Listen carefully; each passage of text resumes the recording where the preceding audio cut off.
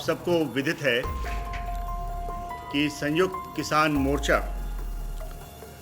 बड़ी संख्या में पिछले 2 महीनों से दिल्ली के 3 बॉर्डर्स पे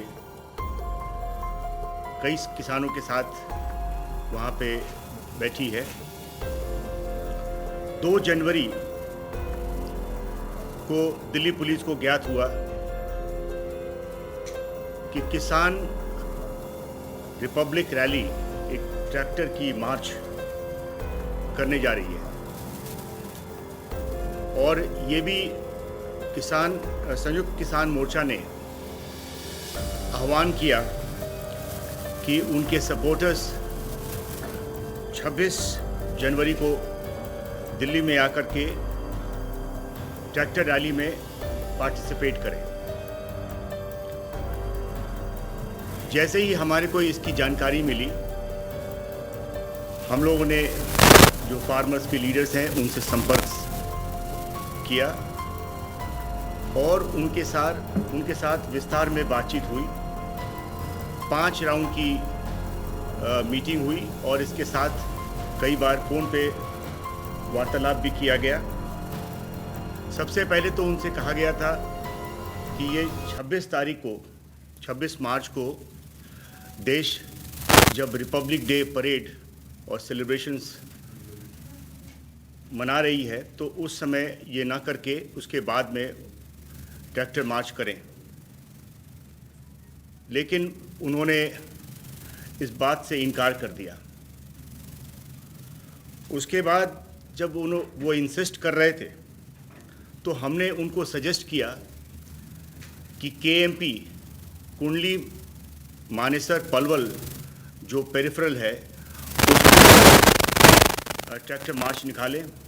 दिल्ली पुलिस ने उनको ये भी आश्वासन दिया कि उनकी सिक्योरिटी, ट्रैफिक मैनेजमेंट और मीडिया कवरेज में भी उनको सहयोग प्रदान करेगी। लेकिन इन सब के बावजूद भी उन्होंने दिल्ली में ही ट्रैक्टर मार्च निकालने की ठान ली। 5 राउंड की जो बैठक हुई, मीटिंग्स हुई, उसमें हमने अंत में उनको 3 रूट्स उनके साथ तय किया जो म्यूचुअली अग्रीड अपॉन रही। पहला जो सिंगू में जो फार्मर्स बैठे हैं उनके लिए आप तस्वीर में देख रहे होंगे, सिंगू से चल कर के मुकरबा चौक से पहले जो संजय गांधी ट्रांसपोर्ट नगर की तरफ राइट टर्न रास्ता जाता है, उससे बवाना और गंझावला होते हुए वापस औचिंडी बॉर्डर से बाहर निकल कर के केएमपी से होते हुए वापस कुंडली और सिंगू ये तय हुआ।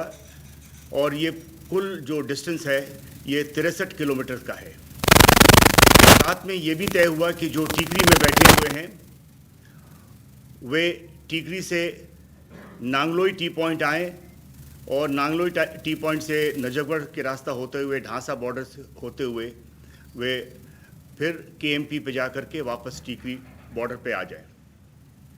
ये कुल डिस्टेंस 74 किलोमीटर्स है।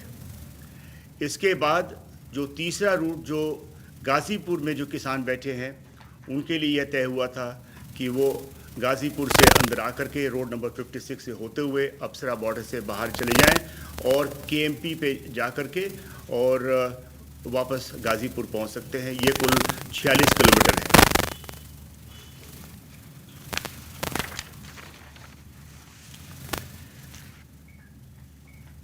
चूँकि उस दिन रिपब्लिक डे परेड भी मनाई जा रही थी, दिल्ली के जनता की इंटरेस्ट को ध्यान में रखते हुए, सिक्योरिटी को ध्यान में रखते हुए यह तय हुआ कि कुछ टर्म्स एंड कंडीशंस लागू किया जाए। जो टर्म्स एंड कंडीशन उनको रिटन परमिशन के साथ उनको दिया गया। पहला टर्म्स था कि किसान ट्रैक्टर रैली वो 12 बजे दोपहर से शुरुआत हो और 5 बजे तक ख़त्म हो जाए। इसके बाद दूसरी कंडीशंस जो ले की गई वो था कि ट्रैक्टर मार्च जो किसान लीडर्स थे, जो उनके वरिष्ठ लीडर्स थे, वो लीड करें, वो अगली पंक्ति में वो रहें। इसके बाद ये भी तय हुआ कि हर एक जत्थे के साथ उनके लीडर्स भी साथ चलें ताकि वे अपने जत्थे को कंट्रोल कर सकें। 5,000 से ज़्यादा ट्रैक्टर्स नहीं हो और कोई भी हथियार, फायरआर्म, भाला, तलवार या कोई भी ऐसी डेडली वेपन साथ में नहीं होना चाहिए और रैली, जैसा कि आप समझ सकते हैं, ये पीसफुल और डिसिप्लिन हो। इसके बाद जब रिटन परमिशन देने के बाद एक अंडरटेकिंग भी ली गई जिसमें उन्होंने ये सारे शर्तें को मंजूर किया और ये तय हुआ कि किसान रैली 26 तारीख को 12 बजे से शुरू होगी। लेकिन देर 25 की शाम को ये समझ में आई कि वे अपने वादे से मुकर रहे हैं। जो अग्रेसिव और मिलिटेंट एलिमेंट्स थे उनमें से उनको उन्होंने आगे कर दिया। इन्होंने स्टेज को कब्जा कर लिया और बहुत ही प्रोवोकेटिव स्पीचेस उन्होंने दिया। इससे उनका मंशा शुरू से ही समझ में आ गया कि उनकी मंशा क्या है। फिर भी दिल्ली पुलिस संयम से काम की। अगले दिन सुबह 6:30 बजे से ही वे बैरिकेड तोड़ने को तैयार हो गए। 7:30 पे जो सिंगू पे किसान थे वे उन्होंने मार्च करना शुरू किया और वे मुकरबा चौक पे जो हमारी बैरिकेड है वहाँ तक पहुँचे। जो अग्रीमेंट के हिसाब से उन्हें दाहिने मुड़ना चाहिए था वो दाहिने ना मुड़ करके और वहीं पे बैठ गए। उनके नेता सतनाम सिंह पन्नू, उन्होंने काफ़ी भड़काऊ भाषण दिया, जिसके बाद वहाँ जो उनके साथ फार्मर्स थे उन्होंने बैरिकेड तोड़ने पे आमादा हो गए।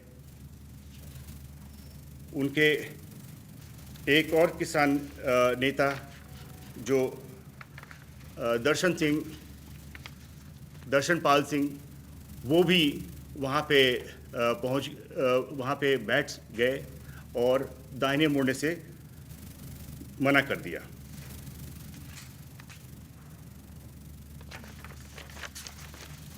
इसी तरीके से टीकरी से भी 8, 8:30 के समय में वे लोग भी चल पड़े और गाज़ीपुर से भी इसी 8:30 के समय पे वे भी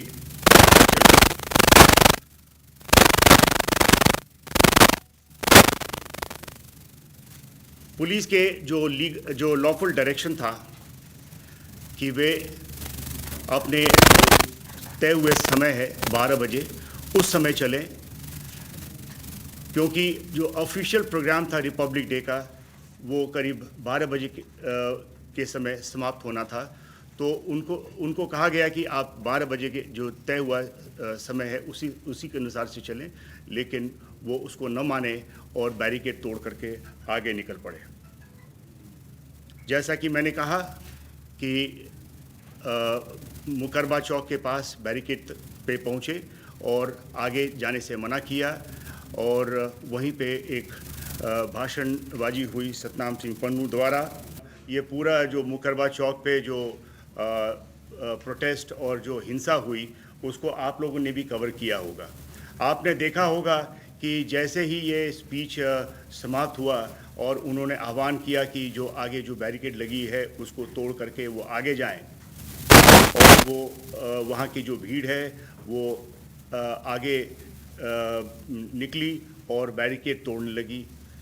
वहाँ पे जो हिंसा हुई है ये अब हमारे दूसरे स्लाइड में आप ऑडियो अगर नहीं देख पा रहे हो तो नहीं सुन पा रहे हो तो वीडियो आप देख सकते हैं।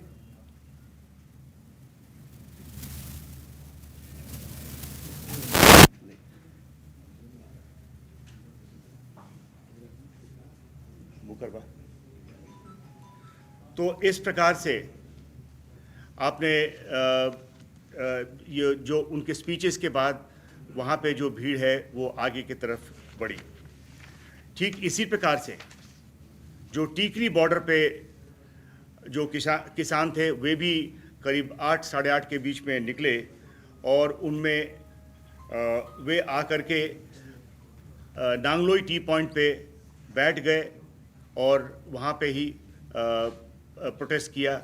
इसमें उनके नेता बूटा सिंह बुर्जविल वे भी और जो हरियाणा से जो फार्मर्स आए थे उनके साथ मिल करके वहीं पे बैठ गए और आगे जाने से मना कर दिया। और अंत में उन्होंने भी वायलेंस में इंडल्ज किया और बैरिकेड तोड़ी। और ये जो वीडियो फुटेजेस हैं आप लोगों ने काफ़ी कैप्चर किया, जिसमें आपने देखा कि किस प्रकार से एक बहुत बड़ा कंटेनर को उन्होंने पलट करके और आगे का रास्ता निकाला और उसके बाद वो पीरागढ़ी, पंजाबी बाग, झकीरा से होते हुए उनमें से कुछ लाल किला तक पहुँचे।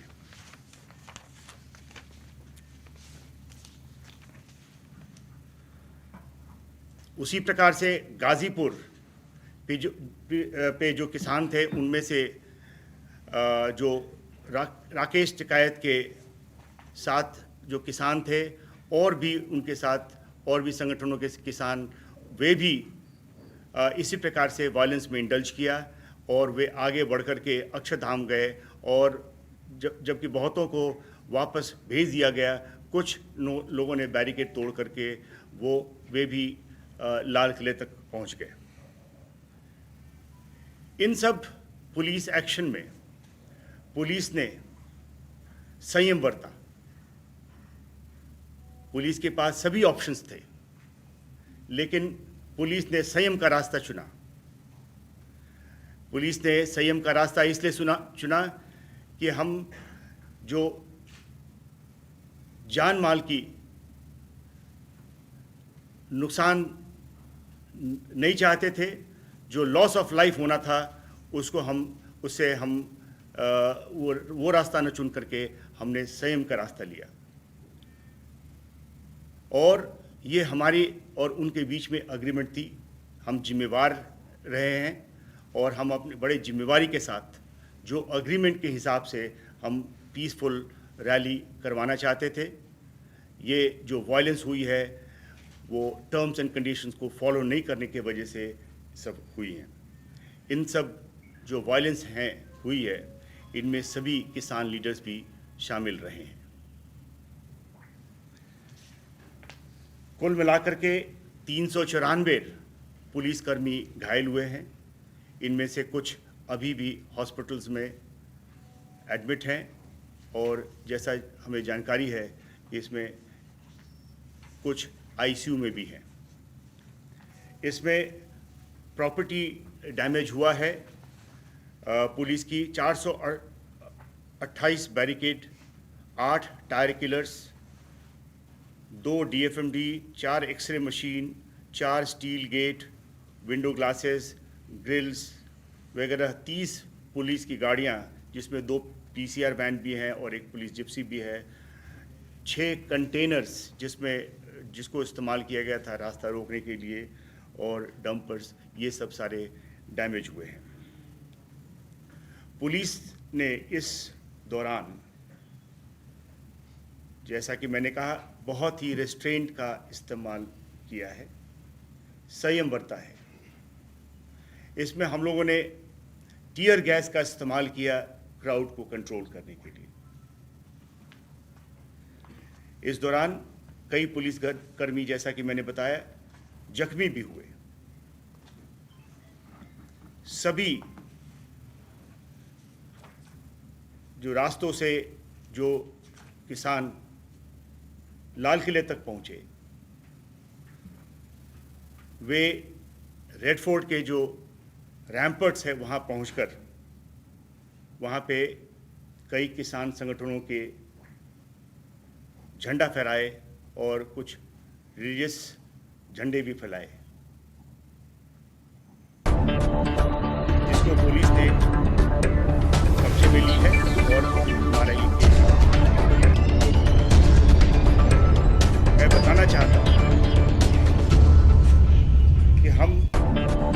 गैर कानूनी तरीके से किए गए आंदोलन और उस दौरान हिंसा और पुरातत्व विभाग की संपत्ति, एक स्मारक, लाल किले पर फहराया गया झंडा को बड़ी गंभीरता से ले रहे हैं। हिंसा करने वालों की वीडियो फुटेजेस हमारे पास है और उसकी विश्लेषण हो रही है। फेस रिकॉग्निशन सिस्टम से जो भी उसमें भाग लेने वाले उनकी पहचान की जा रही है और उनकी अरेस्ट की जाएगी, आगे कानूनी कार्रवाई की जाएगी।